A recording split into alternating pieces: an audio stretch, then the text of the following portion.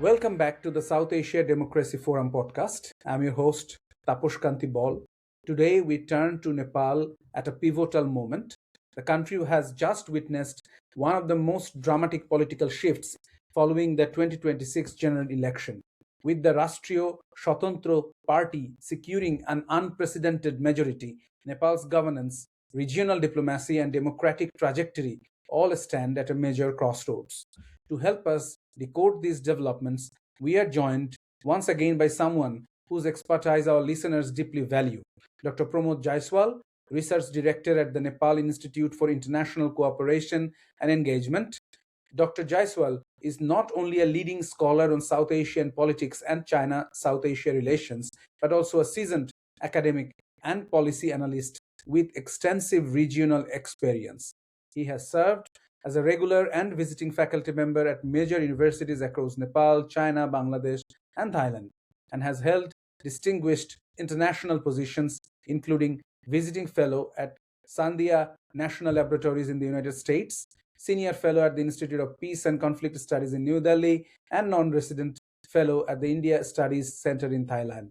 He has also authored and edited numerous books on China and South Asia affairs. We are honored to have him back with us today to help unpack what Nepal's new political chapter means for the region and its people. Dr. Jaiswal, welcome back to the podcast. It's a pleasure to have you with us again. Thank you for the kind invitation. Welcome. Dr. Jaiswal, Nepal has just witnessed one of the most dramatic political shifts since the 1990s. So, my first question would be that what, in your view, were the driving forces behind the Rastriya Swatantra Party's landslide victory? And a consequential question, because traditional political giants like the Nepali Congress and CPN UML suffered historic losses. What does this tell us about the voter sentiment and the broader political mood in Nepal?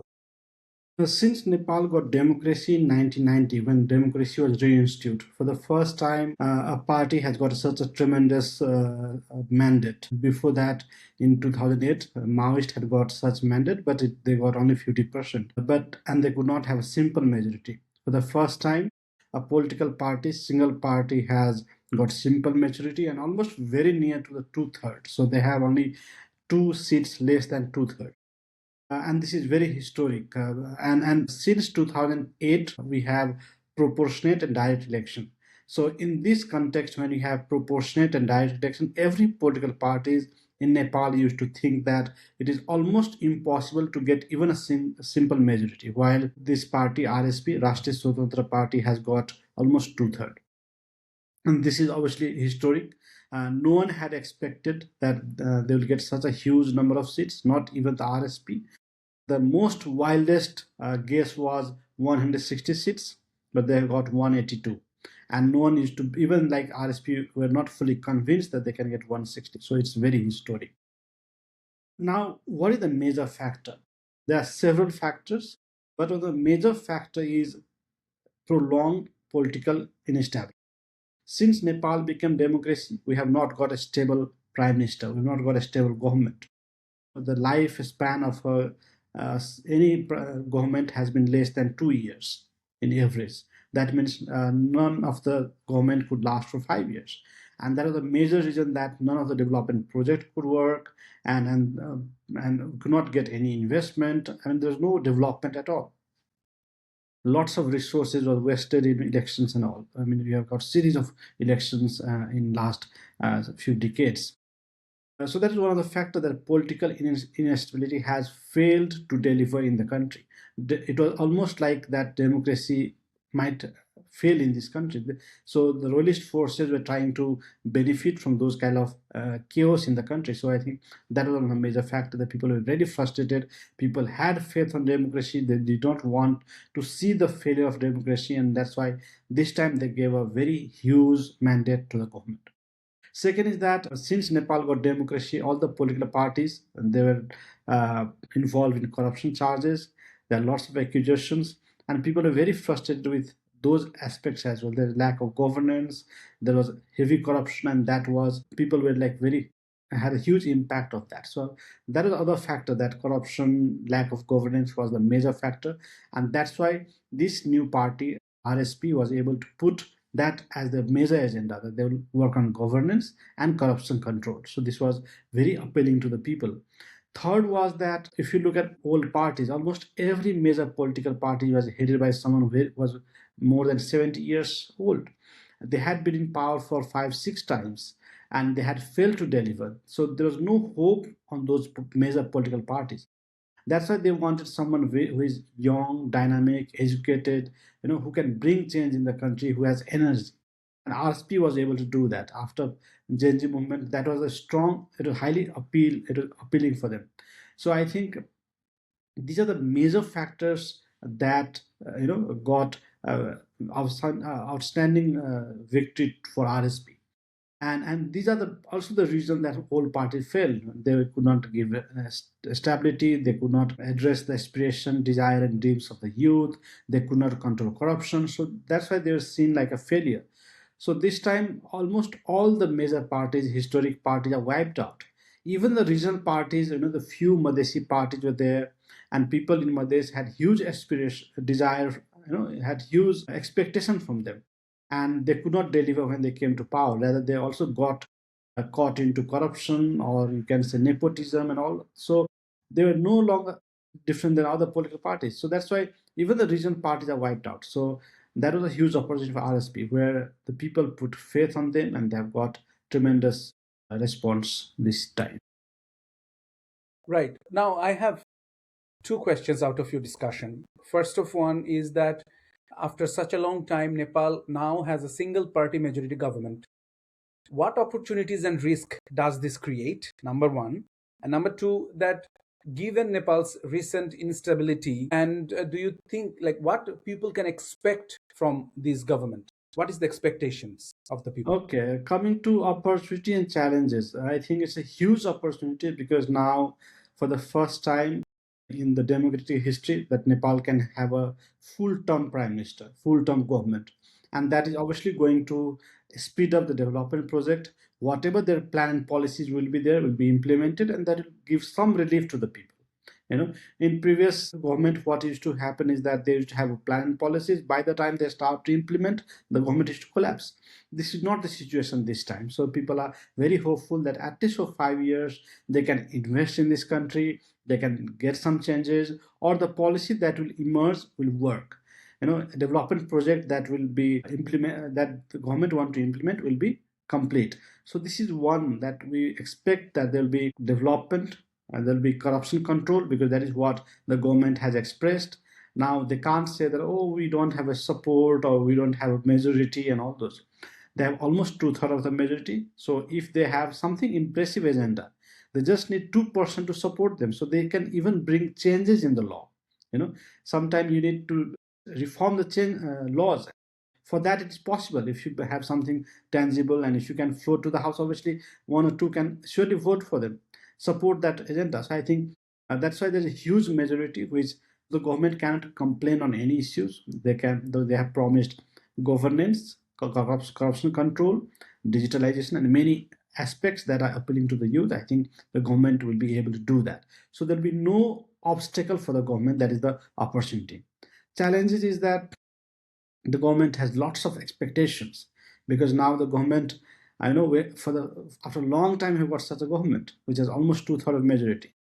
Huge majority also bring huge expectations, and if they fail to meet the expectations, then they can also get higher frustration. So that is also the risk.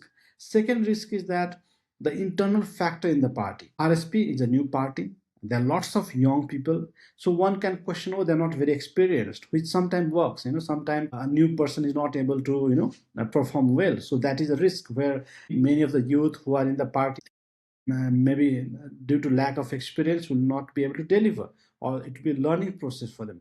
So that is a risk. Second is that Balin Saha, who is the prime minister candidate, who is supposed to be the prime minister in a week, he is a new joiner in this party. He has just joined this party a few months ago. So the party is headed by Ravi Lamechhane, which is another very important leader who is very popular, and Balan is equally popular. So he has just joined this party. Now, the balance of power between internal balance of power between Ravi Lamisana, the head of the party, and Balan, who will be the prime minister, will be challenging if they are not able to balance their relations. If the internal dispute, ego, power, competition, all those, if they start emerging, then the personality clash and all those can create another rift in the party. So there is risk, and we have seen that in the past, especially among the left party. There was a time where we had almost 50 plus left parties in the country, and they had no differences apart from the personality class of the leaders. So that can happen in Nepali society. We have seen that happening. So that's another risk that we see, and that probably if they're not able to balance that, then they can lead to some kind of chaos in the country, or you can say again political instability where he might not be supported by his own party. So this situation can also emerge. Now, what one can expect for a second question, I think these leaders are aware, and I have seen them making very responsible statement that they have realized the internal problems. They know that these problems that I just discussed, they are also aware of that. So probably they will try to overcome that. They have got tremendous discussions, they are working, and they have realized that if they are able to not deliver, it is very challenging for them to exist in this political system, because Gen Zs are very angry, they are very frustrated. So if they can give huge majority to a new party, they can also overthrow them. And we have seen that in the past. In 2008, Maoist was the largest party. They got 50% seats of the parliament. And next election, they were almost negligible. So this people have witnessed. So I think they have understood the challenges. They are aware of that. They are also aware of the outcomes, that if they do not deliver, where they can lead to. So I think they will behave, they will perform, they will address. And since they are very young, who are technically savvy and are able to connect to the youth, I think they will be performing well. I mean, compared to what we had in the past, we are very hopeful that they will be able to perform better than what we have seen in the past. Right. From what you said, I can figure out there are certain policies that this party is working around. For example, bureaucracy reform, decentralization, digital governance, anti corruption, and economic restructuring. Which one do you think they are going to prioritize? And how feasible are these reforms within Nepal's institutional and bureaucratic constraints? These are very challenging, very important. If the new government has to deliver, they have to deliver through bureaucracy. And bureaucracy can work effectively if there's no corruption. So this is very important two aspect. Improvised bureaucracy can speed up the development, and also corruption free bureaucracy can lead to development. So I think these two will be a challenge as well as the priority of the new government. He has clearly stated that on corruption control there will be strong mechanisms. I think he will be working on that. At the same time, how effective he can perform will be the role of bureaucracy. But I think compared to the past, I think this new generation who are very young, very vocal, I think that bureaucracy would be able to understand the energy. They can realize that if they try to play with them, there are 5 years. It's not that, for a few months or few years, the government will change. So why should I, rush for them? So this is not the situation this time. I mean, the bureaucracy should be aware that they are there for 5 years. They might fool them for a few months, keep them involved, engaged, and all those, but they can't do that. I think they must be prepared now that how they can overcome or how they can support the government. Second, this Gen Z, or you can say RSP, are two major forces which are very, you can say, vocal. At the same time, they are very forceful, and you know how youth behave sometimes. So I think this should be understood by the bureaucracy. Gen Z would be on the street if they are not able to deliver. So they will build pressure. At the same time, in the elected representative, there are a huge number of youths. There are almost 50 plus youth below 40, almost 100 plus between 40 to 60. So if bureaucracy can try to play and just get out of it, I think they will not have that opportunity. So, but this is a challenge. I think if they are able to perform in these two aspects, they will be able to deliver. Apart from that, as you mentioned, all are very important. You see digitalization, and all those are very important. Employment opportunities, creating opportunities, or getting foreign direct investment. These are all interconnected. If you have a strong bureaucracy and corruption control, I think if foreign investment will automatically increase. If there is foreign employment, FDI, automatically employment will increase. And if there is employment, they can invest in other development sectors. Digitalization is in one sector, which can again control on corruption, because more digital means less corruption for middleman to play. So all these are interconnected. So I think all will be playing a role, but I think the one that they have to start is with bureaucracy and corruption. Right. Now, Nepal faces long-standing economic challenges. For example, remittance dependency, rising debt, unemployment, and structural weakness. Which of these do you expect the new government will tackle first, and how they should do it? And what should be the government's strategy to create meaningful employment for the country's youth population? I think the government can impress the people only on employment, creating employment opportunities. There's massive unemployment. They need FDI. And second would be like getting support, or you can say improving the infrastructure, which can again impact the economic growth. So I think this is a factor that is very important. I think the current government would spend lots of energy in getting support of India, China, and other partners like US and West in the connectivity project that will speed up the development process. At the same time, get FDI employment opportunity for the youth. So I think these two will be the major, prime focus of the current government, because this is what can show some changes in the country.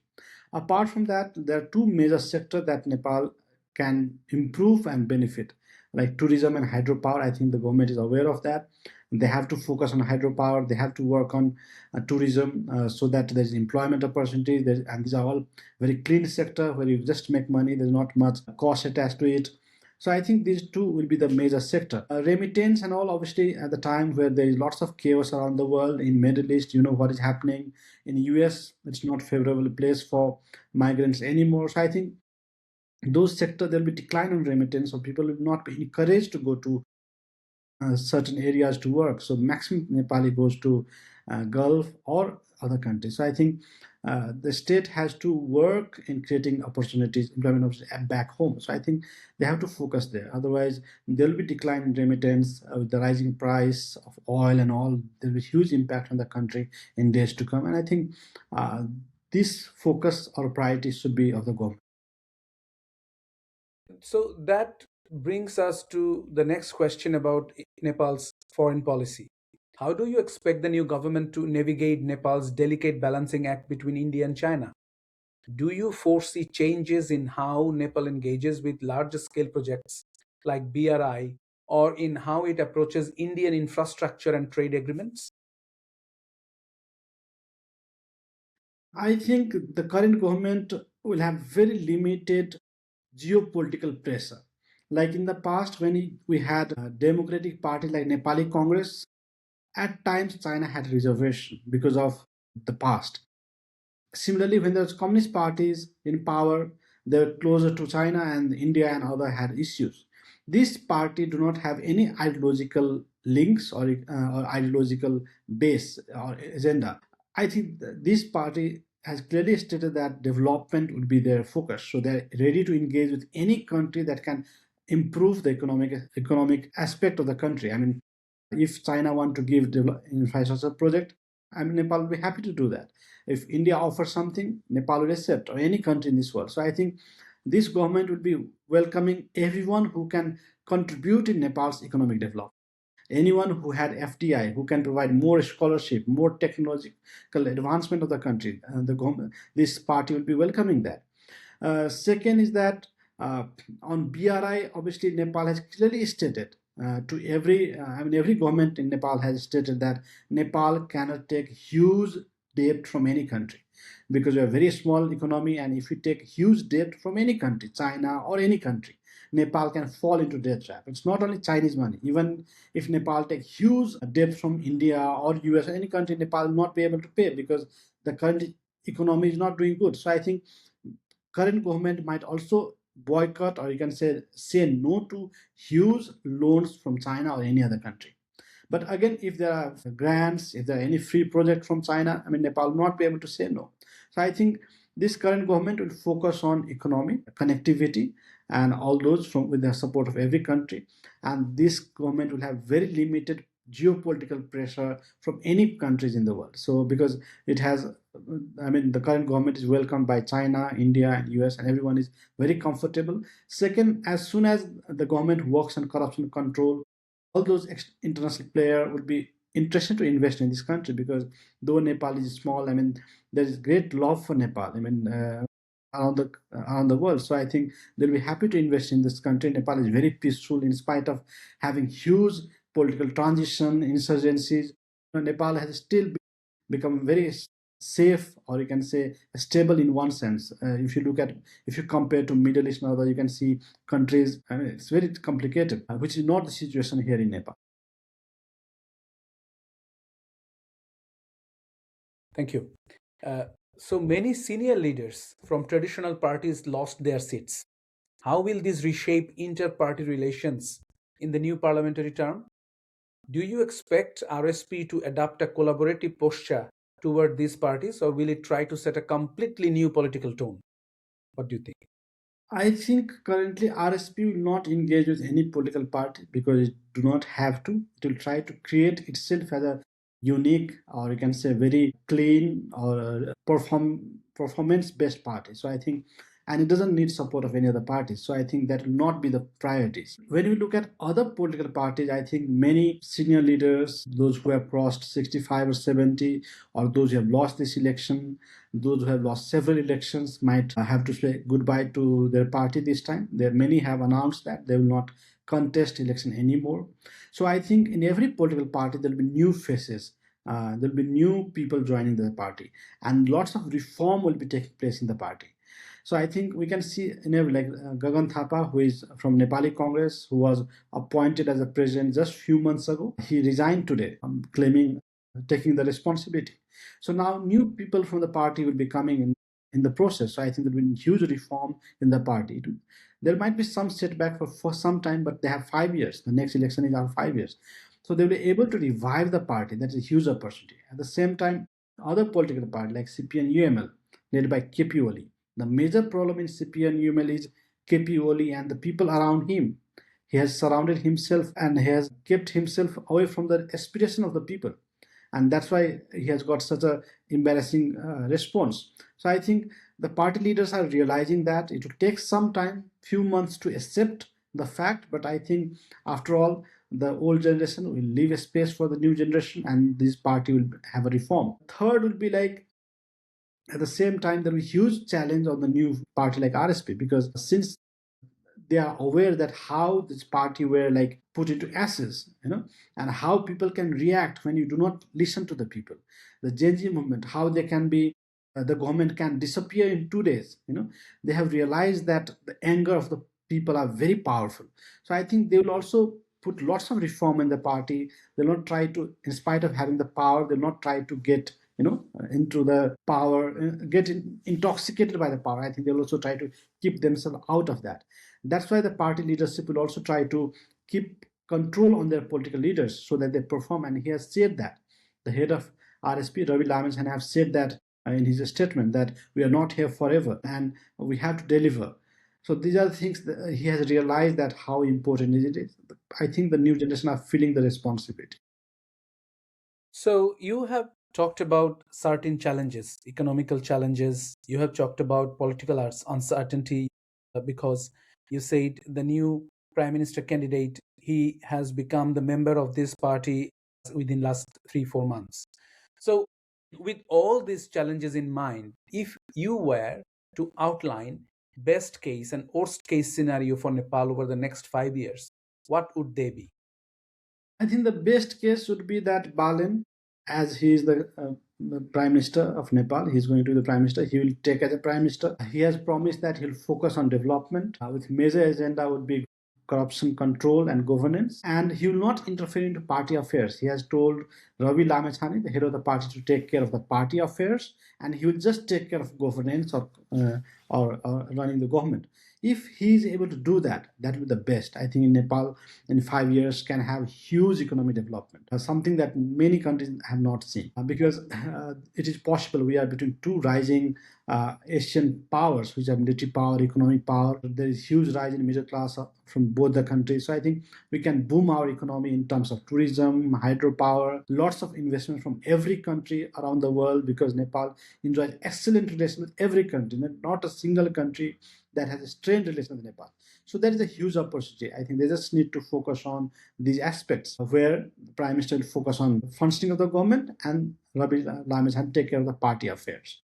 Worst case can be where Rabi and Balan have clash, and they are not able to function well, and then there will be new people from the party who will not be popular, and then all those chaos that we have seen in the past will continue, where the party can even go in the verge of a split, and from two-third majority there can be something like the several left communist parties that have disappeared. It is possible that if they go in the worst case scenario, they can be not known in this country in next 15-20 years.